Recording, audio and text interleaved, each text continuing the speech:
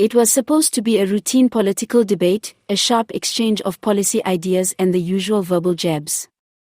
But instead, the nation witnessed a live television moment that has left South Africa's political landscape reeling. Fikile Mbalula, the Secretary-General of the ANC, found himself under unrelenting fire after DA leader John Steenhuisen unexpectedly dropped a political bombshell that sent shockwaves through the studio and beyond. The drama unfolded during a primetime panel discussion on governance and accountability. For the first half of the broadcast, Mbalula seemed confident, defending the ANC's track record with his trademark swagger. But Steenhuisen, holding back a smirk, signaled to the moderator that he had new information that could not wait. The atmosphere grew tense as viewers leaned closer to their screens.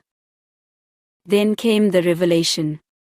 Steenhuisen alleged, with documents in hand, that Mbalula had been directly involved in backroom negotiations concerning a controversial infrastructure tender worth billions, suggesting that the deal had been fast-tracked for politically connected companies. As the camera zoomed in on the pages he brandished, the moderator's questions became sharper, the audience fell silent, and Mbalula's body language shifted from relaxed to visibly agitated. South Africans deserve to know, Steenhuisen declared. We cannot continue to allow secretive deals that drain public coffers while millions live without basic services. And Mr. Mbalula, you were in the room when this was signed.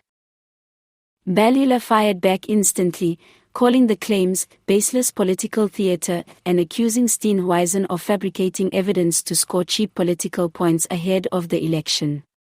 Yet, the ANC heavyweight struggled to match the DA leader's composure. The moderator pressed Mbalula repeatedly, did he attend the meeting? Was he aware of the beneficiaries? Each answer seemed to invite more skepticism. By the next morning, social media was ablaze.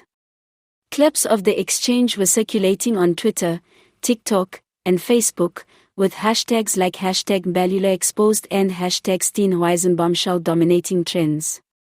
Some hailed Steenhuisen as a fearless truth-teller, others accused him of grandstanding. Analysts debated whether this was a masterclass in opposition politics or a reckless public ambush.